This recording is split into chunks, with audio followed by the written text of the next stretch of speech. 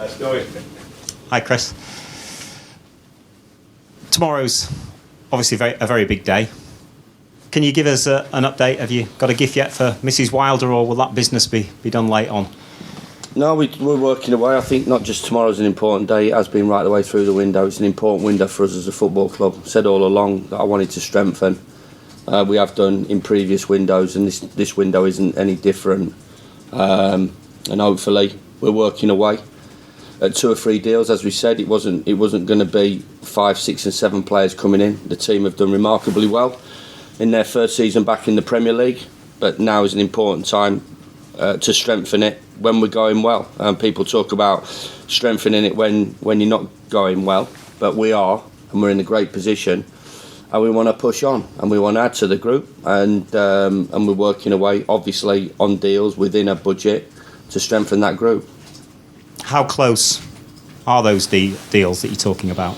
Yeah, I mean, they obviously have to be close for them to be completed before tomorrow night. So, as always, you know, three major players in it. Ourselves, the player, his representative, and obviously the loaning stroke selling club. So we have to get all things right on three fronts. So it's not always as straightforward. It's a lot of work goes into it. As you can imagine now, at this level, trying to get a transfer over the line is a lot more complicated than it has been for quite a number of years at this football club. Sander Berge will be the big one if you can get him in. He's a player that's been linked for a while. There are pictures on social media of him with you. Can you tell us anything about that? We're working away at a number of deals.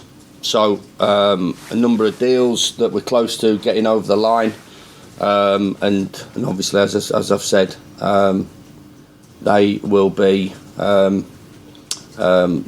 presented in the time when everything's done, out of respect to the individual clubs that we're working with, and obviously the individual players.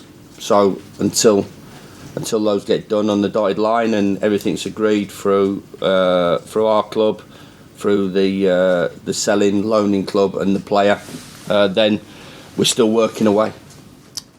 Let's talk about one that has gone out then, Callum Robinson. What was the thinking behind that? You know, Callum's a young player that we identified over a number of years, and he's coming to the football club, got off to a great start, and you know he's going to be a player here for a number of years.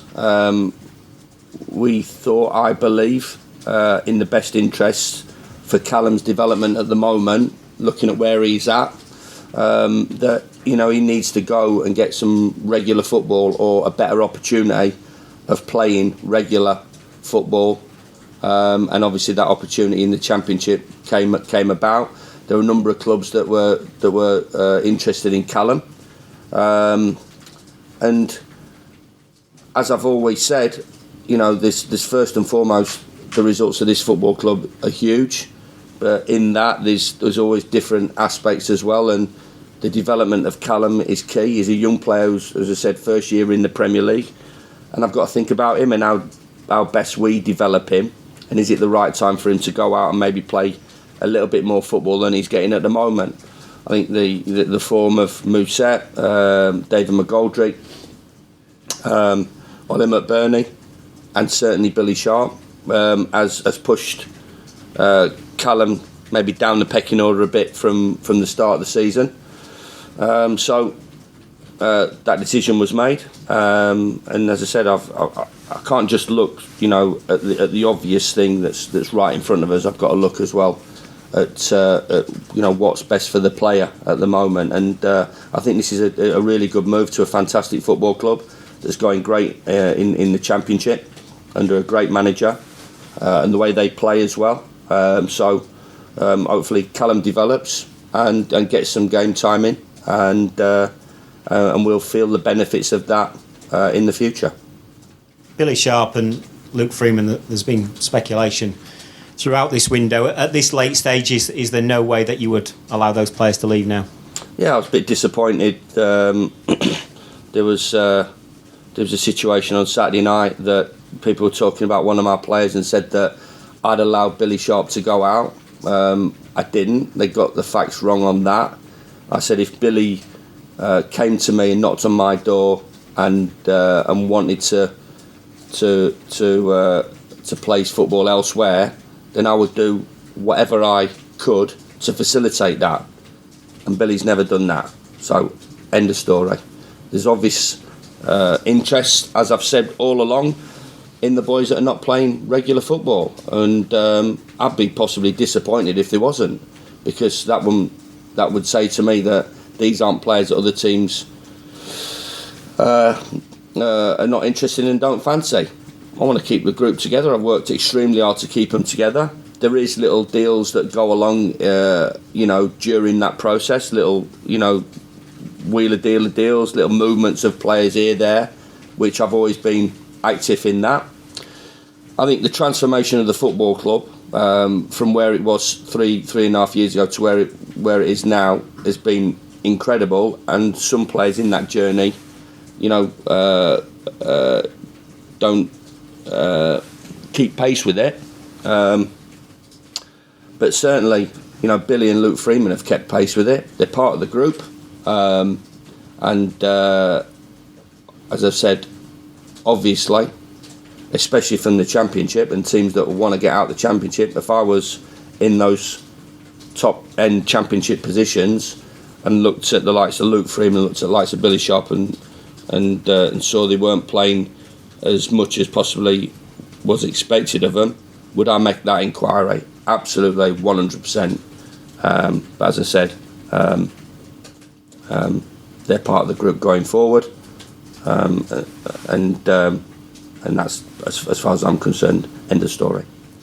Has it been a difficult few days because there is the backdrop of transfers, but obviously you have got an important Premier League game to prepare for as well? Is it, as a manager, a bit of a juggling act between the two things? No, not really. It's part of the game. A lot of people enjoy it. It's obviously from a media point of view, as I've said all along. The interest in this window, especially the last few days, is enormous. It's huge. It's talked about. It's what the game is about. We understand that. It still amazes me that really the first 3 weeks of it are a non-event, and then all of a sudden everything livens up. And deals start happening and materialising, but I think it's more difficult in the Championship because they've had Tuesday night and Wednesday night games, and still, they're trying to do their business as well, as we know, as we've had that experience of trying to get into the Premier League or trying to stay in the Championship, which is obviously a difficult division to compete in. But as far as I'm concerned, the week's been straightforward. On the training ground, a great result and performance from us on Saturday. The last two games, I've been delighted with the efforts of the players. I'm really looking forward to Crystal Palace, a tough trip, a team that's in and around us, which is brilliant from our point of view, but one that we feel, as we always feel, is something we can go and attack and see if we can get a result from. We yet again sound like a broken record. I'm saying the same things. We're going to have to play well. We're going to have to do a lot of things right. Very talented team. A manager I've got a huge amount of respect for. I know first season in the Premier League how intense it is, how hard it is, how on top it is for everybody. And he's just a guy who's been doing it for 30, 40 years, even longer, in the top divisions in the world. So however he keeps going, I do not know. Magnificent manager, great guy, and a tough outfit to go and deal with on Saturday afternoon. The first Premier League win came against Crystal Palace. There's been a lot of positive things happened at this football club since then, hasn't there? Could you have envisaged just how well the season has gone back then? Well, you don't know. You're going into the unknown. It's all an experience. As I said before, you don't know what's round the corner. You just go and enjoy it, but you want to enjoy it by playing well and picking up results. You don't want to be the whipping boys. You don't, it's a game of football. You go and attack it the best way you possibly can. and it was a great start for us at home. Fantastic result at Bournemouth in the manner that we got the result against a tough side, and then beating Crystal Palace, who had a brilliant away record last year in a tight game. Sort of epitomised what the Premier League's all about. Game ebbed and flowed. We managed to get ourselves in front and hang on in the end, and obviously we've grown, and the belief in the team has grown through the season, through the experiences. But really looking forward to going to Selhurst Park on Saturday. It's a ground I've been to a couple of times as a player, and know what a fantastic atmosphere is. One of the best atmospheres in the Premier League, and one that I'm sure our supporters and our players will enjoy. Thank you. Cheers. So, Chris, how much do the signings that you are currently working on perhaps represent a bit of a statement of intent from Sheffield United, both perhaps financially, whether for a late push for Europe? Some kind of statement of intent. Just winning games of football, improving the club from window to window with the funds available that I've got, and that there has been funds made available in the summer which we try to maximise, and there has been funds made available in this window. I will always try and maximise that and get the absolute everything out of what we've got to spend. As I said before, quite often and possibly quite boring, 75% of Championship clubs are in huge financial difficulties because of overspend and not running the clubs in the best possible financial way.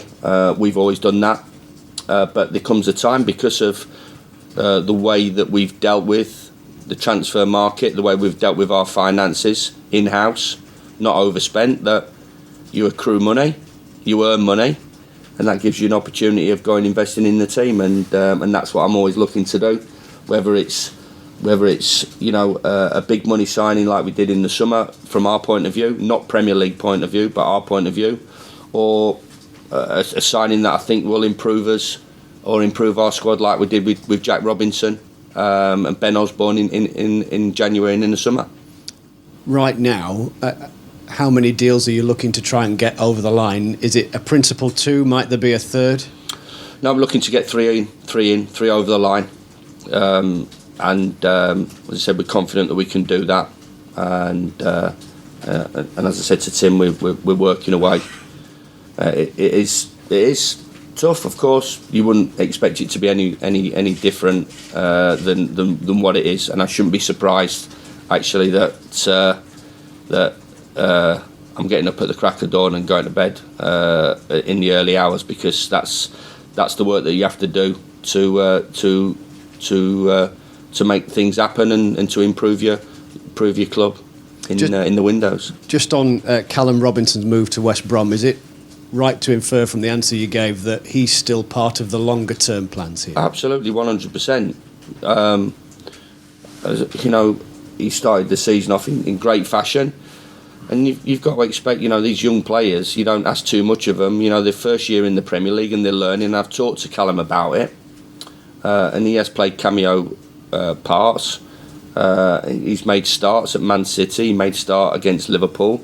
He's made other starts, and he's learning all the time. But sometimes all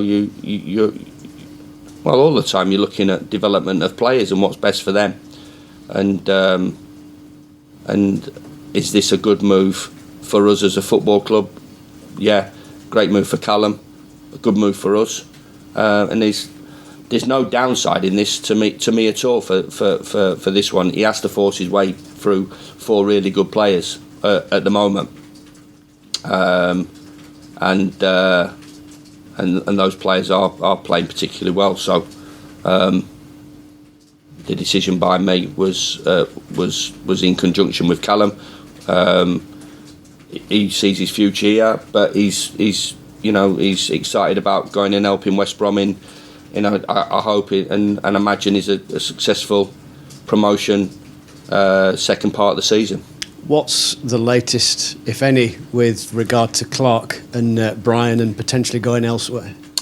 I believe Kean Bryan will be going out on loan today. There's been no offers for Leon, which I'm really surprised about. I genuinely am. Inquiries about Leon. I think he's a brilliant January transfer signing, a great signing. He's trained with us right the way through. He played, came on the pitch on Saturday. His attitude's been spot on. So if he doesn't go, then we'll see what numbers, where we're at in terms of the 25 that's required to fulfil Premier League regulations. And if we need a spot filling, then Leon will be part of that. But I wouldn't be surprised if somebody came in for him in the next 48 hours, because as I said, if you're needing to get out of a division or you need to stay in a division, I think Leon's an absolute ideal one for you. Great attitude, great experience, scores goals, and I'm not doing this to move him out. I'm doing this from my honest view and assessment of what Leon's been like for us as a player and as a boy. I think there's going to be a big meeting in a week or two about the transfer window between the powers that be, whether that's a realignment with Europe or whatever. For you as a manager, whether in whatever division, is there a perfect scenario? Either a realignment, sticking with it, going back to how it was when you could sign somebody when you wanted? How would you view it? I do think there should be a window. I do think it's an easy way out if the window was open right the way through the season. So I do think it's a test for your managers and your recruitment to build a squad and then work with that squad. And I do think the opportunity to change it in January is right. Whether the odd week is out of sync with Europe that needs to be brought in, then that's something obviously to be looked at. But I do think, as I said, it's important. It shouldn't surprise me that it is yet again going down to the last 2 or 3 days in everything. I would have loved to have got everything out of the way in the first 2 weeks. Certainly, we're planners at this football club. We're always looking to improve, looking to see where we can move players on, looking to see what we need to bring in. A medium and long-term view is important. Sometimes short-term you need to do bits and pieces, but I think if you look through our sort of progression over the last sort of 3.5 years, that's what we've tried to do. We've lost players along the way, and sometimes you lose players because of the speed of your progression. Players that you think that would do a job for you maybe in the championship for 2 or 3 years, all of a sudden you sat in the Premier League, and players that you think that might do a job for you in the Premier League, all of a sudden you sat in the top 10. So I've been absolutely delighted with the work that's gone on behind the scenes. I think our recruitment has been absolutely spot on. From a financial point of view, we've not overspent, we've invested, we've got a real good group, we've got good balance between young players and boys that are experienced as well. But as I said, from your question, we'll deal with whatever the authorities have to do and put it in line with everything else. Post Millwall, is everybody all right? Yeah, they are. David McGoldrick, we're assessing this week as well. That took a little bit of a setback in the week, but we'll assess that today, and hopefully he'll be okay for the weekend. If not, we'll go with what we've got. I said I've been delighted with the performances, delighted with the attitude against Manchester City. I thought it was a proper Sheffield United performance, and away from home, I think you've seen what Gary Rowett talked about. About the mentality of our players and the way we went about it. A real difficult place to go and get a result, and especially in the cup tie. So great to be in the next round.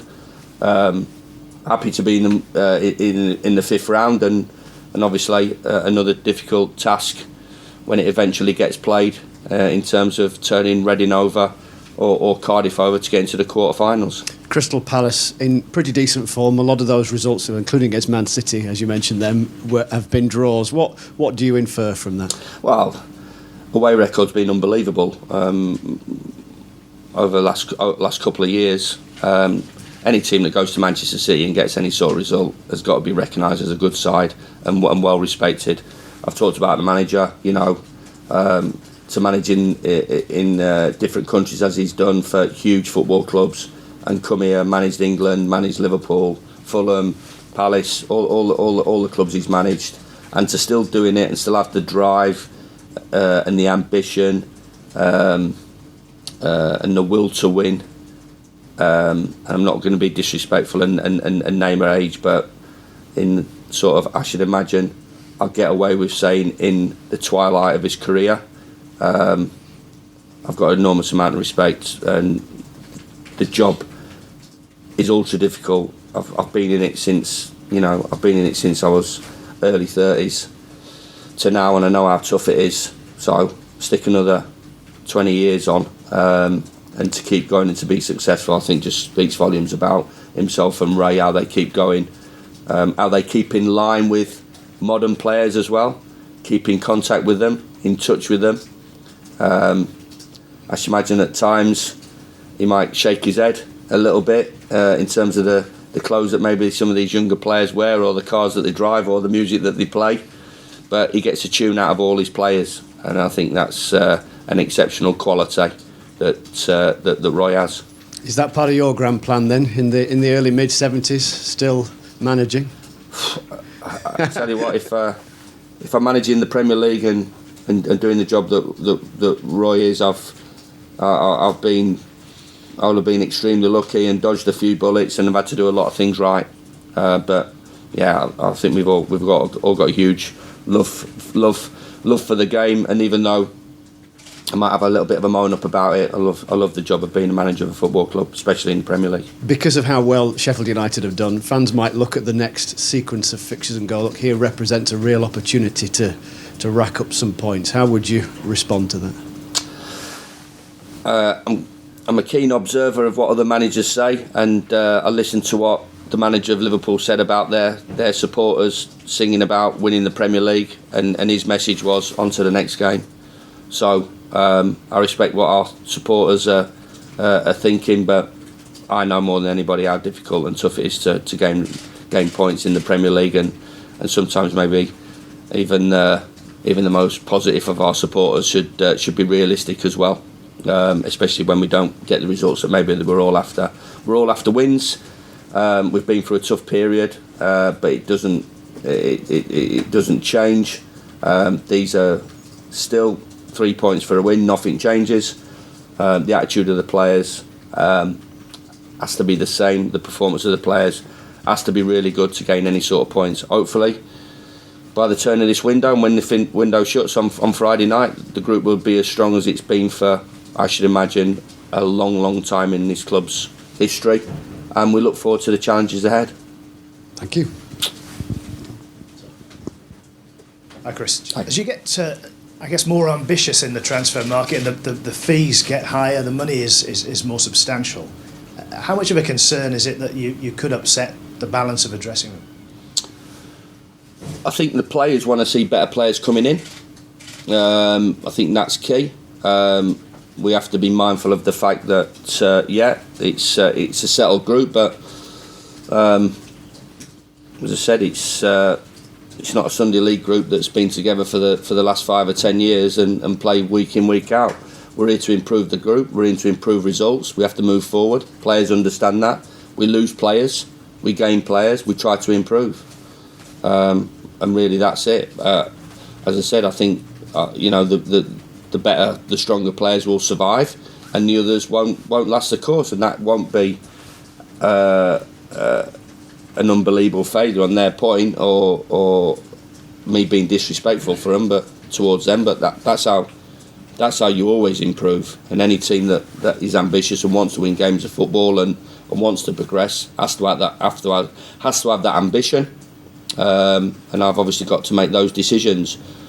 I'm always trying to improve the football club on every front, and certainly, as I said, to Andy at the end of the window, this group will be as strong a group that's been that would have will represent the football club for a long time, in my opinion. I think the way we've done it from a financial point of view, at the end of the window, will have come through support from the board, which I'm very grateful from, and the trust that they show in me to spend the money of the football club wisely, which I've always done. James, do you want to let it go elsewhere? Yeah, of course, yeah. Cheers. Alistair from BBC. I was just wondering, you mentioned there about the next run of games and respecting them, but have you ever thought about Europe this season? No. I mentioned Magaluf at the end of the season on a trip for 3 days, and that's about the only thing I talked about as a European tour. It'd be so disrespectful to me to talk about anything above or beyond the next game of football in this division, and I've never done that, and that has to be the key. The next point, the next 3 points. Obviously you said you're a planner. You're always, and you've said at times this season that you're greedy for results. You feel like you could have got more in certain games. So, what is the target in the sort of short to medium? Win the next game, and see where it takes us at the end of the season. It has to be that way. And just last for me, I don't know if you've sort of been aware of the situation at Newcastle. There's been a lot of talk about potentially Saudi Arabian owners coming in and buying the club, and obviously at Sheffield United there's an owner who's from Saudi Arabia. I just wondered, from a general point of view, do you think it matters to fans in terms of where an owner comes from or how they act, or is it as long as they bring the investment into the club? You're going to have to ask fans. As far as I'm concerned, manager of the football club, an institution as Sheffield United, and we've got Saudi owners who have been very respectful to the football club and very respectful to me, and plan on taking the club forward. So, that's where I stand on the matter.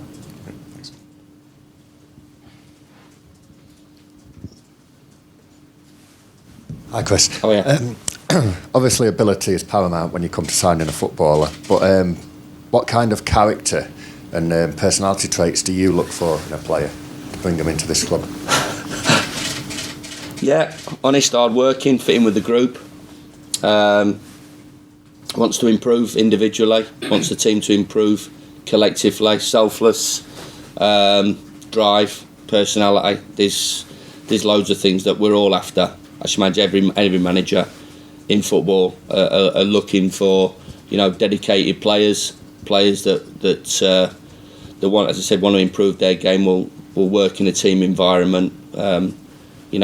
Fortunately for us, we've got a lot of those, and a lot of different characters as well in that change room. They're not all the same. There's different personalities, which I think brings the group together.